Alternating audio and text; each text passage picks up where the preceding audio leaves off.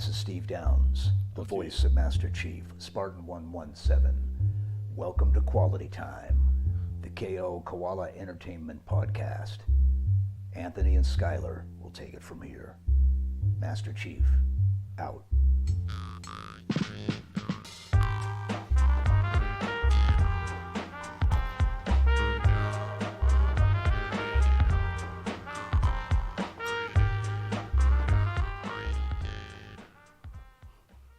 Welcome to Quality Time. My name is This is Anthony Steve Nicolosi, And I'm Skylar Sokol. and we are KO Koala Entertainment. This is Quality Time, our podcast. Today we are talking about the extremely contentious, highly debatable, extrememely exciting, fiery topic, console versus PC. Sorry, you should put the better one first. The PC versus console is the order you should say PC? it. There you go. Nah, alphabetical. PC versus console. The versus, what does that refer to? What are we comparing? That's true. Yeah. What do we? the fuck we want? I think is we what- should probably go down a list, right? Come up with things we want to compare and go through them. So we can compare sales numbers for games, maybe. I don't know if you have the data on that, but we can compare That would be very interesting. That I don't. That Yeah. would be fantastic. Maybe part that'll be a two. part 2 kind of thing. Yeah. So for this week, Yeah. why don't we just go qualitative, off the cuff, how we're feeling, and then next week we can get into the numbers and stuff. Yeah, even though I do think having an agenda or a list, an itinerary, if you will, of how we want to step through it is not a terrible idea. But yeah, I agree. We can prep some, get some cool numbers for you guys. You can also give us feedback if you're listening to that. Hit us up on Instagram, on Discord, etc., and tell us, how do you want us to compare it? What do you take into account when somebody comes up to you? If you're a PC kid and a console kid comes up, he's like, "Console's better." What do you tell him? He's got And if you're a Dorito dust console smeared all over his face. He's got Mountain if you're Dew in a his console hand. kid, what do you say against PC? So yeah, let us know, and we'll talk about it on the next time. Here's where we can start.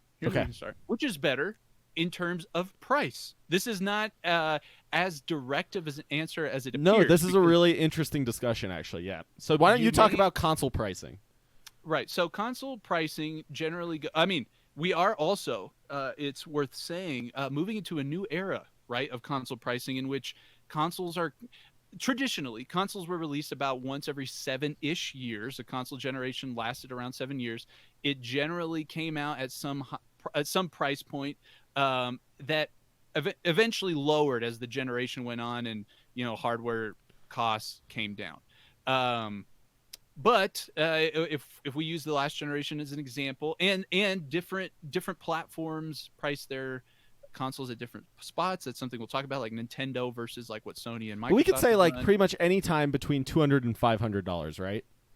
That's pretty much been all consoles. 200? Was there something at 200? Wasn't the Wii $250? You might be right. I thought it was 300 or 300. but it Yeah, could have been. But yeah, I was going to say 300 to 500. 500. Yeah. So it's more or less 300 to 500, and as the generation goes on, they oftentimes will get cheaper. Nintendo not as much, but at least for Microsoft and Sony, they do drop a little bit in price.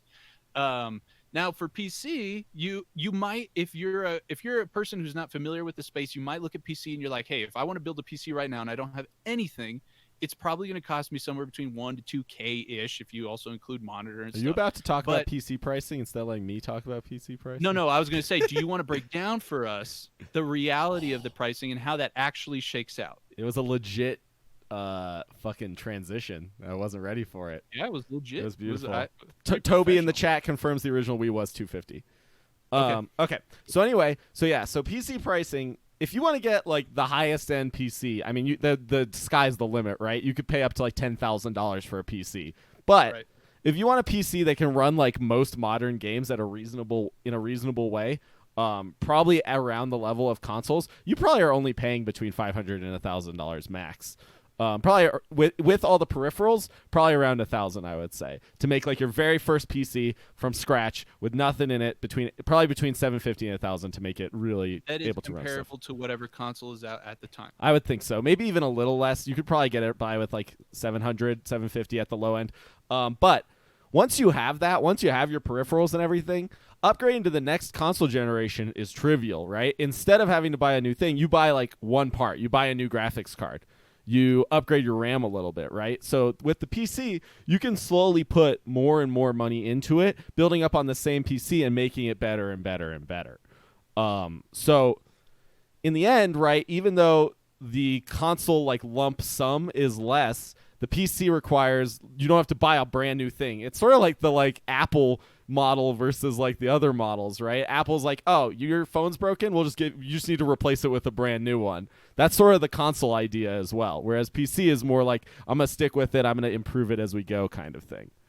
Yeah, there's more of a long-term investment on the PC side. Definitely. I mean, I've had my PC for 10 years now, I think. 8-9 years, something like that, and it's still. And I've upgraded one time. I've upgraded it. I was gonna say, what would you say is like the oldest part you have? Like, how old is it? Since the majority of the initially PC is that old. The only thing that's newer is the graphics card. Would if you were to range it, like many PC games will have, like you said, a range of performance and graphical quality and all this stuff. What would you say yours plays them at? I can play most games at the top settings, not with perfect FPS, but I can play them probably on high with perfect FPS. Like Valorant? I can play on the top settings with great FPS. Okay, cool. Yeah. But Valorant's very low requiring, right? Like, I'm talking about, like, some crazy, I don't know, Death Stranding or some shit. Yeah. I was telling Skylar that, if I went ham on PC, the kind of person I am, it would almost for sure be a roughly $2,000 investment because of like my desire for whatever level quality of stuff. And so from that perspective, for me, it's like, do I drop 500, let's say, on the new console, on the new Xbox, and be satisfied with the limitations that offers, or do I make an investment into a PC? It was something I debated. I ended up going with a gaming laptop because I also for development and all this stuff, and that was mobility and portability was important to me. As you can see, quality time. I'm all over the place on the podcast. Answering Toby in the chat, I can play Witcher 3 on max settings. So yeah, it's good. I think I even downloaded like HD textures to play it on look even better, and I could still play it on max. So, like, yep. Sean, we have somebody in chat. Is he saying that his PC is $5,000? Yeah. Sean has a really nice PC, but he's put a lot. But he's been building it up over a long time, right? He didn't pay $5,000 in one lump sum, and that's the thing, right? You can invest over time, and I think one of the big reasons this is great, right, is because you get access to like making games look even better than they look on console, and this is an important distinction from PC because. In general, PC games running at max settings with like because people add third-party mods to PC games that improve the graphics even further. Like Skyrim and The Witcher, for example, they look way better on PC, especially if you install these HD textures. And because of the like performance ability of PC, it can run them. If you did that on the console versions, they wouldn't run because all like console games are already pushed to their absolute limit, right? Like they are at the max they can. There's no way they can be improved anymore and still run well. So that's like one really cool advantage is that especially if you decide to wait a little bit on a game and then buy it cheap on PC later, which we'll get to why that's a thing you can do on PC all the time. It's really cool because then you can like on Skyrim install these HD textures and you get an amazing like visual experience that you couldn't get on console.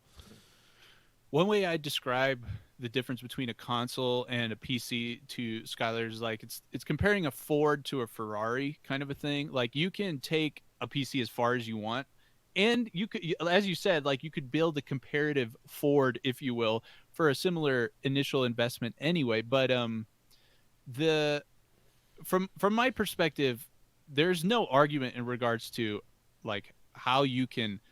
It's not a question of which one can you push further or which one can run games better or anything like that. That all goes to PC if you want to put in the investment to do that, right? Yeah. I think the reason is so if you're looking at price too, the consoles are priced at a point.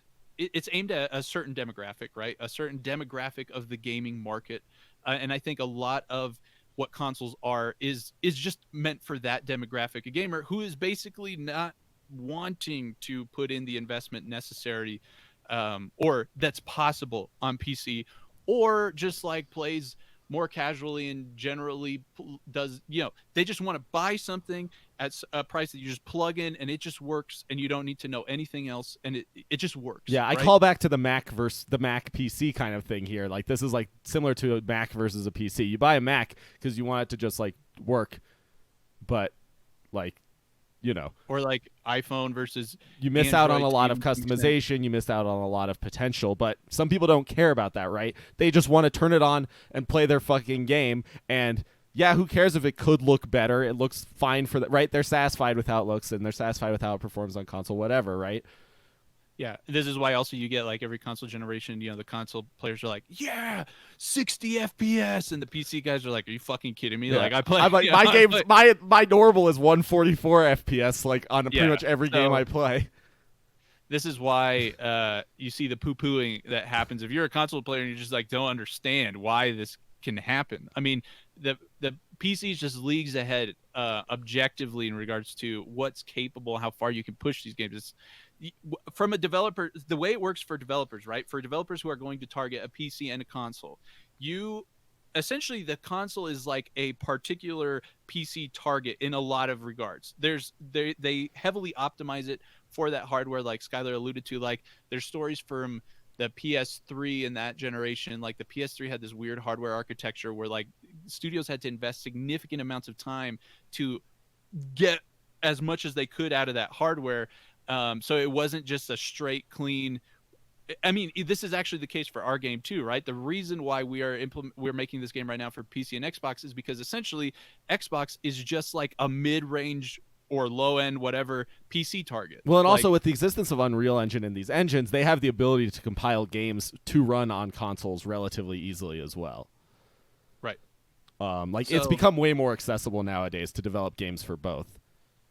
Yeah, I think the platform holders, at least Microsoft and Sony, have done good, significant steps forward in that regard for developers. So that's one thing. So let's move on to a new topic, and the topic I would like to move on to is game selection. So Okay. I think one advantage consoles had in the past was, and somewhat still today, but it was way more in the past, was exclusive games. And Xbox and PlayStation used to, like the PS3 and the Xbox 360, had so many games, and especially the original Xbox and the PS2 had games that were never going to be on PC. There was no chance. And then it started getting a little more, and nowadays most games come out on PC either when they're launched or eventually they are ported to PC. Like Death Stranding, for example, comes out on PC soon, so it didn't launch on PC, but it is coming out on PC, and it will never see a Microsoft console, right? So one benefit you get from PC now is you do get generally access to the widest library of games possible. Yeah, I would agree with that. I think that is an accurate synopsis of everything. Like, used to be different. Now you see, Microsoft is pushing stuff like Xbox Game Pass and stuff so heavily, they really don't give a shit where you play it. No, yeah, Microsoft is really trying to like push the PC market hugely. Yeah, all of Microsoft's first-party studios are publishing not only on PC through the Microsoft Store and on Xbox, but even Steam. Yeah. So, But I mean, there is to say, like, The Last of Us 2, that's not coming to Steam. I doubt we will ever see that on Steam. God of War, I don't think we'll ever see that on Steam, right? Or on PC at all. Horizon Zero Dawn was one from last generation PS4 that I heard was coming to PC. I might be remembering Interesting. that Maybe it was a rumor, but yeah. I mean, like, those games, and granted, like, those are considered some of the best games on the PlayStation console, right? So even though you have this huge library of games, you could argue that you potentially don't get access to the absolute best gems that come out of the console, especially the Sony consoles, because as you said, nowadays Microsoft consoles, it's unlikely we'll ever see another first-party Microsoft game be not on PC, right? Quite frankly, the Series X, the rumored Series X, even the One X that I have, they're essentially just like highly customized PCs that are just a simplified version of like the Windows OS that's just meant to focus on running games, right? Yeah, or at least to prioritize that. Yeah, it's really interesting, this game selection thing, and I don't know. I think PC sort of takes it here, but the argument you could say is right. You may not get access to these best Sony titles specifically, and we can't leave out like the best maker of exclusive games on the market, in my opinion, which is Nintendo. We've been talking Xbox and Yep. PlayStation, but we haven't really mentioned Nintendo consoles. And in my opinion, Nintendo makes the best exclusives of anyone, right? And their games are really exclusive. Like, no Nintendo game has ever come anywhere else, generally, unless they're really old, or they were owned by a different property. Not only that, but I think Nintendo more so than the other two, like much more so than the other, like the actual hardware that they ship with comes with a lot of novelty and functionality and features that you can't just like play Correct. on PC. Right. Yeah. Not only do we have these games that are only coming to their consoles, but we have like the Switch controller, the Wiimote, that kind of stuff that doesn't translate directly to PC without getting extra peripherals. So like, yeah, that, and I honestly think if you really want to win the PC versus console argument for console, the only place to look in the present day, I think in the past there are a lot more arguments, but in the present day, Nintendo's like the only place you can look for a really strong argument to win for console.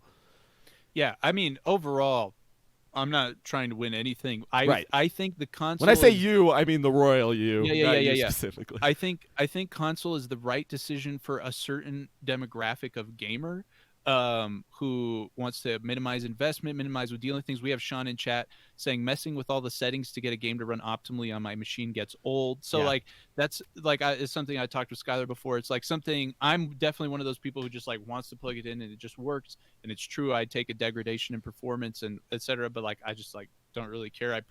That's also partly maybe due to the fact that I have less time. You know, maybe there's this segment of the market. You know, you have a lot of at least okay that's not true. I was going to say like a certain segment of like from an age perspective, but I don't think that's necessarily true.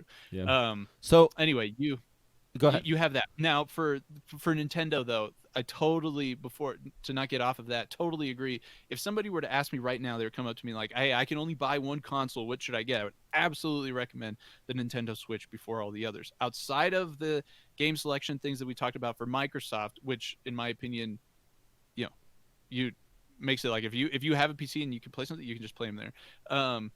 And if even though the PlayStation like single player first party exclusives were so good this previous generation, it's again like the novelty of the experiences for Switch. I feel like if you're considering a console, maybe the Hearth, that venue that we talked about previously, like playing in like a common area with other people might be a priority for you, based off of the kinds of people who buy consoles in a casual setting. Nintendo's got the best games for that setting, in my opinion. We've talked about that before. I don't know. Yeah. It's true that we have Evan here in chat saying Nintendo can't play COD and so that's what I was just Googling on my phone. Call of Duty is actually on Switch. The new, the most recent game. Yes, that's correct. Skyrim is also was released on Switch. They're releasing Doom on Switch. Yep, they're released like all of the. Previously, Nintendo really shied away from these kinds of games, but recently they're all in. They're getting all the ports. I think Witcher 3 is on Switch too, or coming to Switch. I'm not sure. You might be right. Yeah, and I mean, you did mention like PS4 had some of the best exclusives of the last generation, but like we have to say Breath of the Wild. We have to talk about Mario Odyssey, right? Those games were rated on the same level, if not higher, than those exclusives. So like, I don't know. Nintendo has a niche of the market that like no one is touching. They really stand alone. Like we have this like PC, Xbox, PlayStation circle of competition, and then we have Nintendo over here like just chilling, dude. Like do whatever the fuck they want. Right. Yeah. But I think they just to underline this point again, I think they justify those decision making with the fact that they take their hardware and software integration so seriously, right? They really create experiences that take advantage of the hardware, of the special features that the hardware is providing, whether it's like in this case the portability of the Switch or whatever. So yeah, it's really interesting. So moving on to another topic, why don't we talk about game pricing? Okay. This is one thing I think maybe actually has improved for console over recent times, but in the past, console rarely had sales on games. When you were buying your games non-digitally on console at like GameStop and shit, unless you were buying them used, they were full price always, like basically forever, right? But PC forever has always had sales. Steam, since its inception, has like thrived on sales. Games, even nowadays though, like games that are selling at $60 on Steam will go on sale in like the first 3 months after release for like a small discount, right? And that still doesn't happen on console. But you can talk about how sales on console are more prevalent now, or if you think that's the case. Yeah, you can't. I don't think I can really talk about that without mentioning the subscription services that appeared, right? Like Game Pass, and interestingly enough, so. Well, do you have anything on regular sales first? Yeah. Yeah. First of all, I agree with you in that is how it used to be with the consoles. I remember very specifically, like in the PS2 and I want to say the PS3 era, you would wait for like some of those games to get their Ultimate Edition. Like I don't remember how many years ago. I mean, years later. That's like. Yeah. I mean, that shit still happens, right? Yeah. It still does happen. But it's true in retail. Like I see more sales happening in the digital space. I don't think they're really happening as frequently in the retail space. Not really. I think you see still more like the standard full, either 60 or 50, and then there's some drop off later. Like more or less just 2 price points. I do agree with you. I do think I'm seeing more of those sales digitally. I don't think I know, and I can't accurately say like if it happens as frequently as it does on Steam. I know that like Steam in particular does such a fantastic job with its wish listing system and like notifying you when shit goes on sale. Like I've bought in several things that I still haven't played, but because of this, right? Me too. Like, I buy shit all the time. I just bought Yakuza 0, a game I've like known about for a long time. I've never played it. I like thought about maybe playing it someday. Steam Summer Sale comes around. It's like, this game's on sale. I'm like, what? And it's like, It was like 1/3 of the normal price. Like it was like $20 or something. No, less, like $15. And then you could get the 2 other games in the series with that in a bundle for $27. That would normally be $75. And I was just like, all right, I'm in. And now I've played like 9-10 hours of Yakuza 0 and had a great time. And that would have never happened if there wasn't a sale. Yeah, no, for sure. So yeah, overall, I would say for the consoles, it still just generally seems like a full price thing. Full price is what you should expect. I don't really expect significant sales for some of the bigger titles, and this is again more thinking like Xbox and PS4 because Nintendo games like seem to like never go on sale. And Nintendo games are usually priced higher at their original price point too. The same game on Steam that you can buy on the Switch is almost always at least $10 more expensive on Switch. It actually blows my mind that they've done that. Yeah, somehow everyone and people still do it because Nintendo. Yeah. That's because Nintendo's over here in this bubble where they can literally charge more for a game and it'll sell. Yeah, no, it's true. Now, so there was a metric that on an IGN podcast they confirmed last week. I was listening to it. The average console player buys 2 games a year. That's crazy to me. That's it. I buy like 2 games a week. I know. Now, again, keep in mind they're generally like a full price AAA title, so I think that they roughly spend maybe $120 a year buying games. On games, and that's probably similar to how much. Well, that's probably less than I spend, but I am in the like above game purchasing kind of person. But $120 a year, I think, is not. That makes it sound less crazy for sure. Yeah. However, the rise of this subscription stuff, like with Game Pass, what many so No More Robots publisher, I'm spacing his name right now, but he went on Twitter today to say, Mike, you're right. His name is Mike something. Mike. For some reason, I want to say Mike Rose, but that might be wrong. That's right. That's right. I think that's correct. Okay. He actually went on today. He's already talked about previously on how No More Robots published Senders, which is a BMX game. And he has already been public about how Xbox Game Pass has been so beneficial for them. Today, he reiterated that, and he said that they've tripled sales on Xbox since going into Game Pass. They just re-signed another Game Pass deal. And when you look at it, here's because I've had this subsequent experience that I think is also playing into why Descenders and games like it are seeing success from through Game Pass, because you pay $10 a month for a subscription, you get access to all these, like there's like I think over 200 titles that you can download and just play. As long as you have the subscription, you just play them. However, also, while your subscription is active, you get a discount on games, right? So on one thing, this has been like, even for me, but Microsoft has touted many times, maybe we can have those actual literal numbers for people on the next one, but they've said people have been playing so many more games, like trying out so many more games, yeah.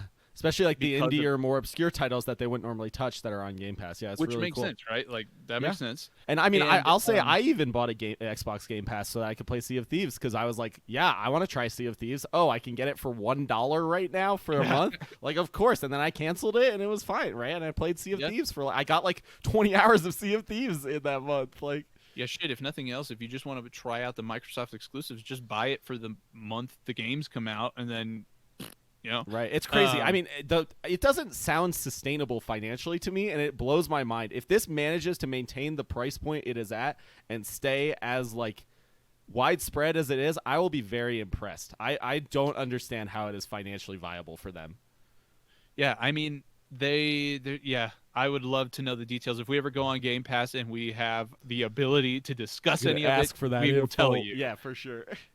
But yeah, it makes sense because, from a psychological standpoint, the average console player is not thinking I should only buy 2 games this year, right? It's just how it ends up shaking out. Right. So when you have Game Pass, you're getting access to these games and playing them already, and then you see, it's on, it's discounted or whatever, and you like it, and maybe or whatever.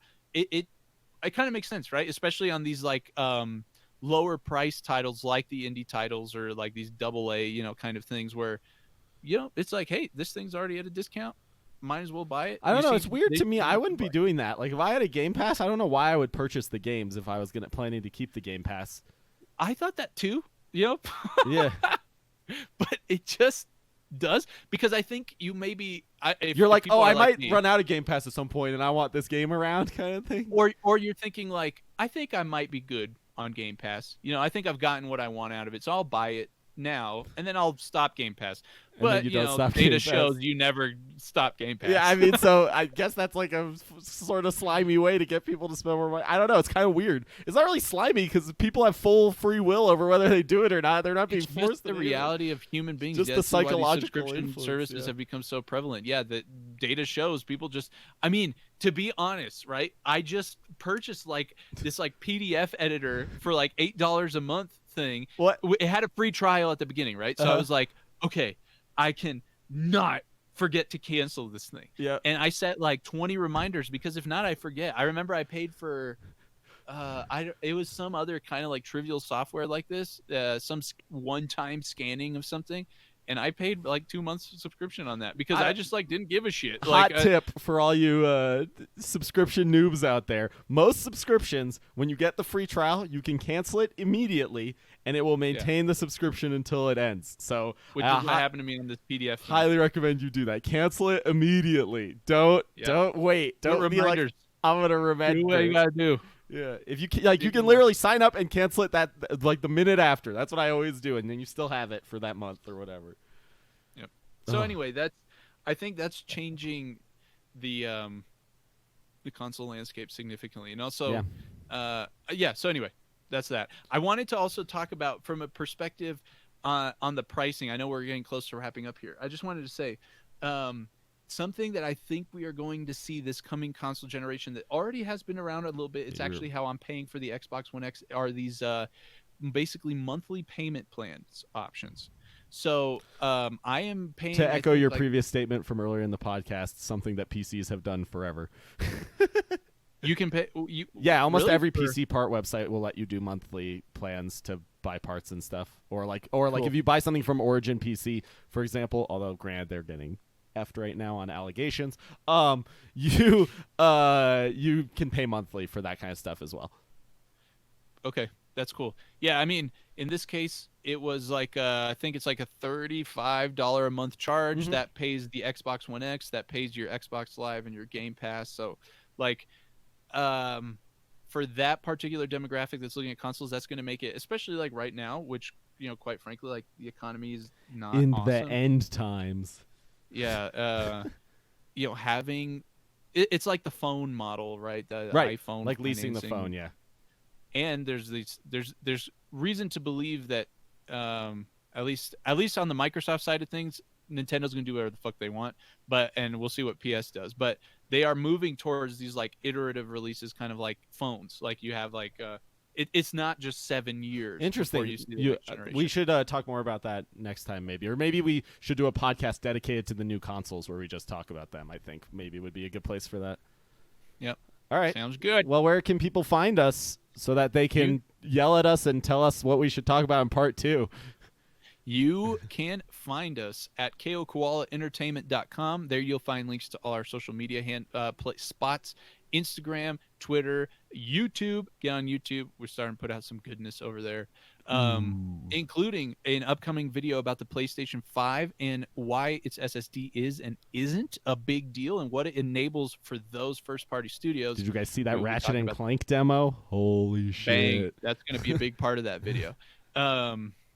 So, yeah, find us there. But most of all, find us on our Discord. That's where you can talk to us. That's where we'll chat it up with you if you want. And that's also where you can start participating, right, Skylar, in our universe, in the universe of our upcoming game. Ludwig Kane. The reveal of Ludwig Kane for those who have received their milestone rewards. Spoiler you know what we're alert. talking about. We have already begun to drip feed some lore goodness for our upcoming game. So if you want to get a sneak peek at that,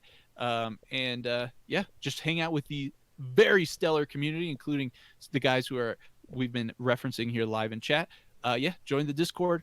Again, easiest way to find everything, koalaentertainment.com, and consider supporting our studio with some sweet merch if you're on YouTube. Yeah, that's the new shirt. It's so sick. It is extremely sick. I agree. And so did Instagram Live.